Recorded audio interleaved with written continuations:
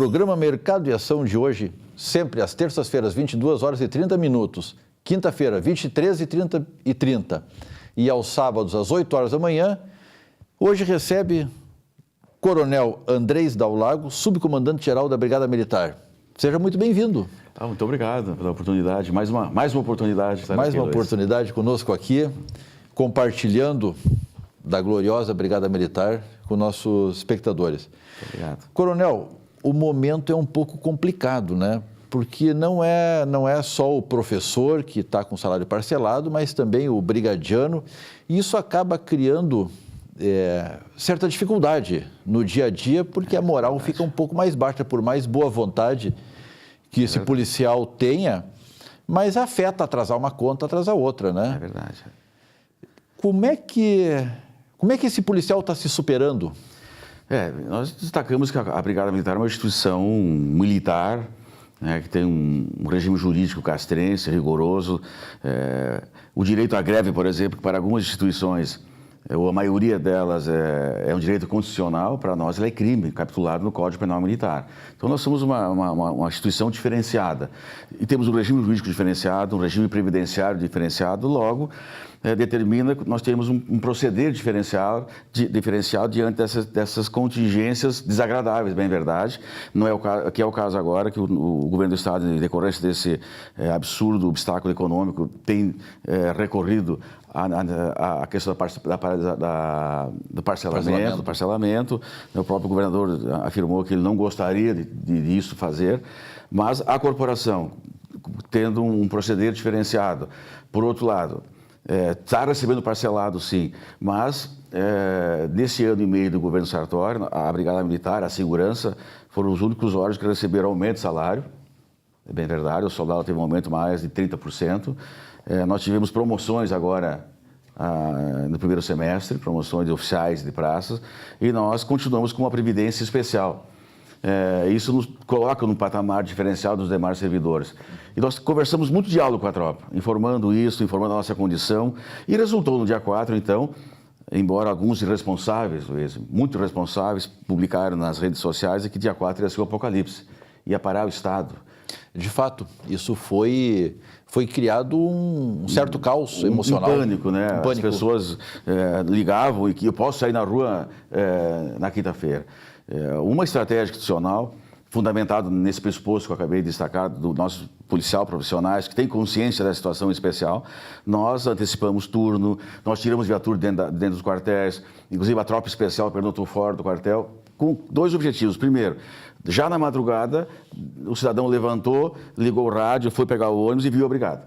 Então, aquele pseudo-pânico nós já resolvemos ali. Segundo, as manifestações que são legítimas do Estado Democrático, é legítimo que os inativos, que seus familiares vão na frente do quartel fazer manifestações. É legítimo o protesto da sociedade. É legítimo o protesto. E um legítimo foi de manifestação, não foi de paralisação e nem de trancamento de quartéis. Foi de manifestação frente dos quartéis. Quando nós estabelecemos uma estratégia de tirar a viatura, render o turno de serviço na rua, nós evitamos qualquer tipo de constrangimento entre o policial dentro do quartel e o seu familiar na frente para o impedir de sair. Dessa forma, as associações, de uma forma equilibrada, serena, fizeram a sua manifestação. Nós atendemos a comunidade e aquele pânico, possível pânico, foi eliminado ainda na madrugada, a partir das 4 horas. Então foi muito positivo esse dia. As pessoas, em sua totalidade, comentavam se sentir bastante seguras. Tinha um outro roubo aqui, um outro assalto ali, mas que teria num outro dia qualquer, talvez até com menor intensidade, né? Mas, de fato, para a corporação e para os funcionalistas, esse parcelamento, em especial esse último, que iniciou com R$650, ele é bastante preocupante, não há dúvida nenhuma. Ele é dolorido. É dolorido. Mas não superamos e esperamos que continue. O reflexo disso não é só para o funcionário público, só para o Estado. É para todo o Estado. A população civil, a população da iniciativa privada, o trabalhador, o cidadão, o aposentado, todo ele está sofrendo com essa crise, mas não é uma crise, vamos deixar bem claro, não é uma crise do governador Sartori, não é uma crise do Estado atual, ela se reflete no Estado atual, mas ela é uma crise que vem sendo alimentada por vários governos há talvez 30, 40 ou 50 anos. Exatamente. E quando tinham que fazer o tema de casa, não fizeram. E agora parece que a culpa vem sobre um único governante. Quando, na verdade, não é. É um que está tentando acertar, tentando ajustar. Exatamente, está tendo coragem de mexer na máquina. E soma-se a isso que boa parte das receitas federais que vêm para o Estado, elas são percentuais da Receita Federal. Se caiu a Receita Federal, caiu a atividade econômica do país, é óbvio que vai cair também o repasse para o Estado. Exatamente. Então, somos penalizados duas vezes. Duas vezes. Mas, deixando de lado o choro e vamos para a ação, está por ser lançada a terceira fase da Operação Avante. Exatamente. Que é uma operação que vem dando certo. Poderia recapitular a parte 1 e 2 e depois nos contar o que é a 3? E em primeira mão, estamos lançando. De primeira mão, então. Programa aqui será quinta-feira. Programa Mercado de Ação lançando em primeira mão, terceira fase da Operação Avante. Quinta-feira, às 10 da manhã, no Largo Grêmio Pérez. No início desse ano, nós iniciamos um ano muito complicado em relação à atividade violenta de criminalidade de algumas facções da capital. Lembro lá no início de janeiro, início de fevereiro, muitas mortes, Borba Santa Teresa, Rubem Berta. E aí nós percebemos que nós precisávamos ter uma reação de Estado muito forte. E aí instituímos a Operação Avante. Em fevereiro, a primeira fase, nós pegamos tropa da capital, tiramos do 190, que a Brigada atua na prevenção, na repressão do 190.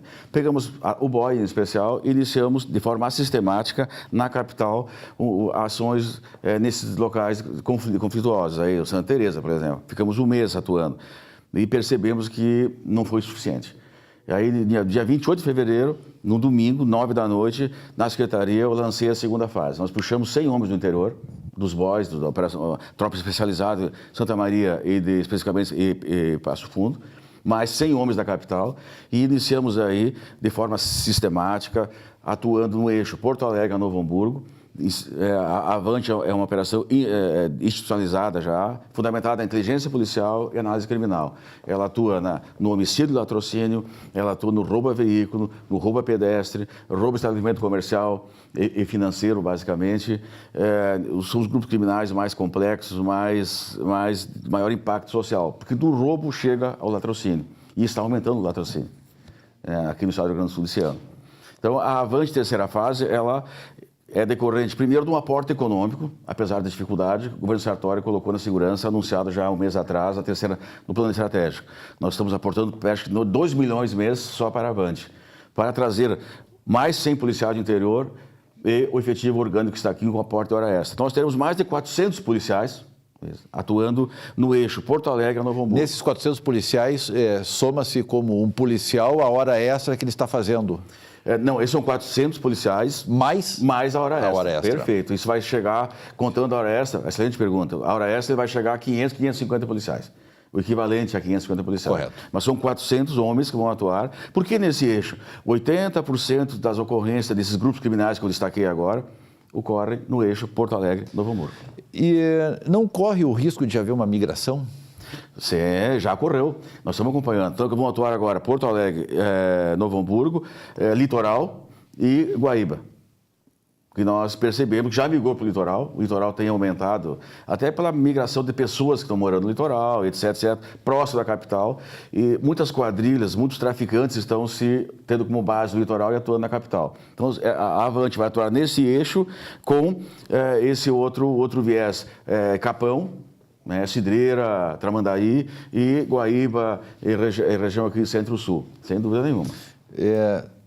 Tem chegado alguns comentários em relação ali à região do Parque Eldorado também, que é uma região bastante grande.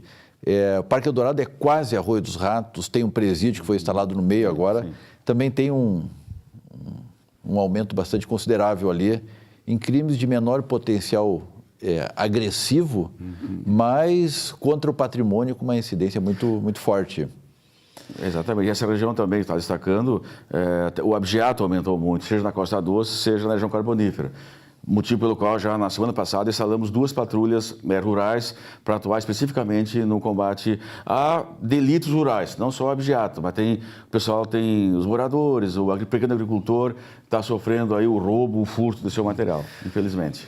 Coronel, essa terceira fase, ela se diferencia especificamente em que das outras duas? Pela quantidade de efetivo, em primeiro lugar, e segundo, nós ampliamos o leque do combate aos delitos. O primeiro está mais focada ao latrocínio e homicídio. agora. Depois a Operação Avante Centro, que está dando muito certo, que é focada no roubo a pedestre. Nós vamos estender agora no roubo a veículo, no roubo a transporte coletivo e roubo a estabelecimentos comerciais e financeiros. Que aí nós conseguimos fechar o leque dos grupos criminais mais complexos que nós estamos atuando. A criminalidade, quando o Estado está com problema de empregabilidade, que nós vamos conversar depois com a nossa próxima convidada, a doutora Renata, que já está nos assistindo, quando o Estado diminui a atividade econômica, a condição econômica, aumenta o desemprego. Por consequência, alguns outros grupos não legalizados começam a empregar, seja o tráfico, seja o assalto, e também existe, é até difícil de comentar, mas por uma necessidade de alimentação, de subsistência, algumas pessoas passam a comentar, apesar de toda a sua inexperiência, crimes que vêm a prejudicar mais adiante a sua própria família, ou seja, não resolve nada. Então existe um crescente da criminalidade com a situação econômica. Isso é um agravante porque vira quase que secar gelo. Exatamente. Como é que sai dessa? Quando a questão social se agrava, e é a situação agora do nosso país, a consequência no aspecto da área de segurança pública é imediata. Isso está acontecendo agora, os pequenos delitos estão aumentando, né, de menor potencial ofensivo, mas é aquela história, você começa do menor potencial ofensivo e avança, o tráfico tem aumentado.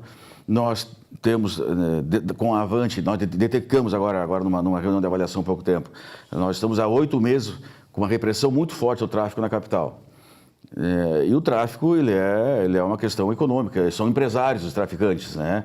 Sim, são empresas. Estamos observando, estão migrando para outras áreas. É o roubo de carro, é o ataque a caixa eletrônico, que tem aumentado de forma absurda no interior do estado, onde um caixa eletrônico na madrugada, não tem ninguém, não tem nenhum tipo de segurança, vão lá com dinamite, às vezes o dinamite que vem da pedreira, que está mal armazenado, né? Vai lá, faz o furto do dinamite, vai, colocam. É um perigo isso, que já tem feito, até delinquentes morreram por ter mexido com o dinamite de forma inadequada. Então, mesmo que você aperta o tráfico, ele muda para outras áreas e, consequentemente, o cidadão passa a ser ameaçado de outras formas, não só com o tráfico, mas assim, o roubo do carro, o roubo a pedestre, do comércio. É um processo bastante complexo.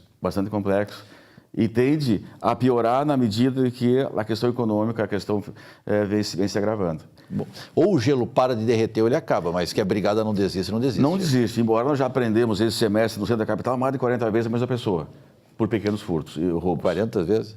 Mais de 40 vezes. O pior é que arrancar a mão como fizeram só aumenta o nosso custo, porque nós vamos passar a sustentar esse sujeito. O custo de saúde, é verdade. Infelizmente, o sistema tem que ser reavaliado, todo o sistema de persecução penal, o sistema penal tem que ser revisto.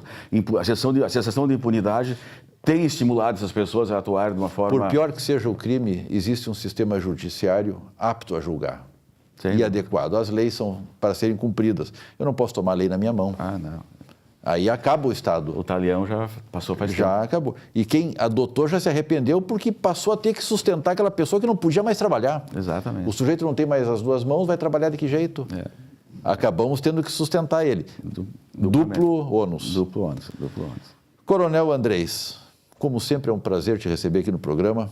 O nosso programa está à disposição da nossa Brigada Militar, do nosso Estado.